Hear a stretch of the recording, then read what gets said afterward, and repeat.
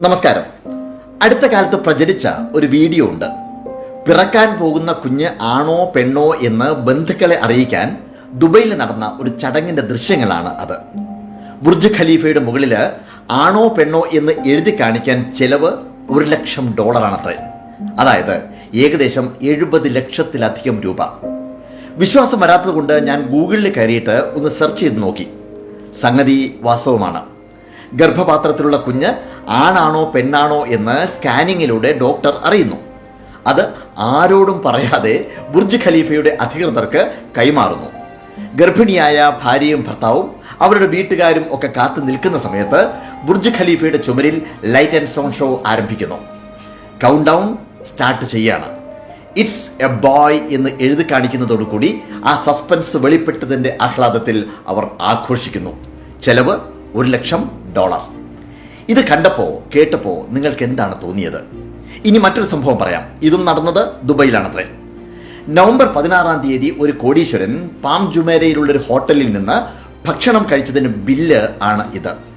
10,14,973 dirhams, അതായത് ഏകദേശം 2,03,00,000 രൂപ. ഇനി മറ്റൊന്ന് പറയാം.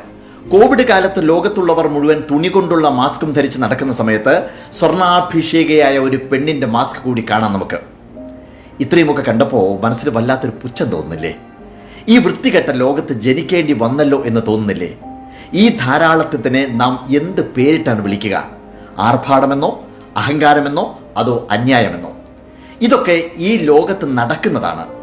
ഈ വൃത്തികെട്ട ധൂർത്ത് ലോകം മുഴുവൻ പരന്ന് കിടക്കുന്നതാണ്.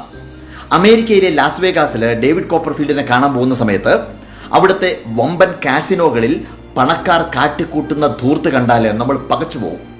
ഹോട്ടലുകളിൽ നിന്നും വലിയ ട്രക്കുകളിൽ കയറ്റിക്കൊണ്ടുപോയി കടൽക്കരയിൽ കുഴിച്ചു മൂടുന്ന ഭക്ഷണത്തിനും ഒരു പരിധിയുമില്ല. ഇനി നമ്മുടെ നാട്ടിലേക്ക് വന്നാലോ? അഹങ്കാരികളായ പണക്കാർ അവരുടെ പ്രൗഢി കാണിക്കുന്നത് മക്കളുടെ കല്യാണത്തിനുള്ള പാർട്ടികളിലും ചടങ്ങുകളിലുമാണ്. അനാവശ്യമായി കെട്ടിപ്പൊക്കുന്ന കൊട്ടാര സദൃശമായ വീടുകളിലാണ്. കോടിക്കണക്കിന് വിലയുള്ള കാറുകളിലാണ്. കാറിന് ഫാൻസി നമ്പർ കിട്ടാൻ വരെ ലക്ഷങ്ങൾ വാരിയെറിയുന്ന ആളുകളോടൊക്കെ നമ്മൾ എന്താണ് പറയുക? ഇത്രയൊക്കെ ഞാൻ പറയുന്ന സമയത്ത് ഈ ഒരു ചോദ്യം ചിലരുടെയെങ്കിലും മനസ്സിൽ സ്വാഭാവികമായിട്ടും ഉയരുന്നുണ്ടാവും. അത് അവരുടെ പണമല്ലേ, അത് എങ്ങനെയൊക്കെ ചെലവാക്കണം എന്നത് അവരുടെ ഇഷ്ടമല്ലേ എന്നുള്ളൊരു സ്വാഭാവികമായിട്ടുള്ള ചോദ്യം. അതിനുള്ള ഉത്തരം ഇതാണ്. അത് അവരുടെ മാത്രം പ്രശ്നമല്ല. ഇവർ അറിഞ്ഞോ അറിയാതെയോ സൃഷ്ടിക്കുന്ന സാമൂഹിക ദ്രോഹം കൂടിയാണ് ഇത്. ധൂർത്തുകൊണ്ടുള്ള ഒരു സാമൂഹിക ദോഷം പറയാം.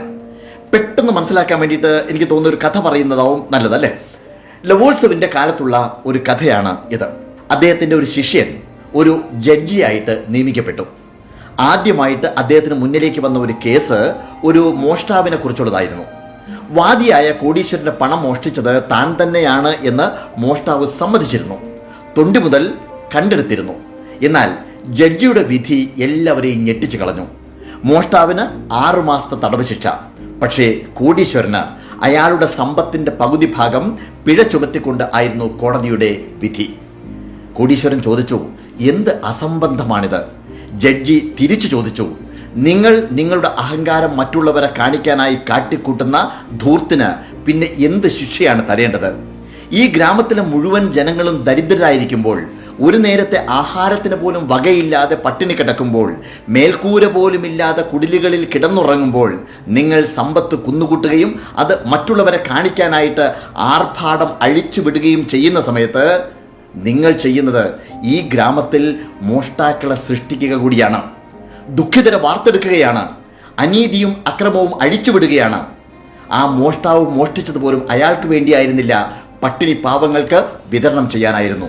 ഇനി അതുമാത്രമല്ല, നിങ്ങളിൽ നിന്നും ശിക്ഷയായി പിടിച്ചെടുക്കുന്ന പണം പോലും പാവങ്ങൾക്ക് വിതരണം ചെയ്യാനായി ഈ കോടതി ഉത്തരവിടുന്നു. ഇതാണ് കഥ. ആ ഗ്രാമം ഇന്ന് നമ്മുടെ മുഴുവൻ ലോകമാണ്. അമിതമായി ധനം കുന്നുകൂട്ടി വച്ചിരിക്കുന്ന ഏതാനും ശതകോടീശ്വരന്മാരും പരമദാരിദ്ര്യത്തിൽ കഴിയുന്ന, ഒരു നേരത്തെ ഭക്ഷണത്തിന് പോലും വകയില്ലാത്ത, ഒരു സെന്റ് ഭൂമി പോലും ഇല്ലാത്ത ശതകോടി ദരിദ്രന്മാരും നിറഞ്ഞതാണ് ഈ ലോകം.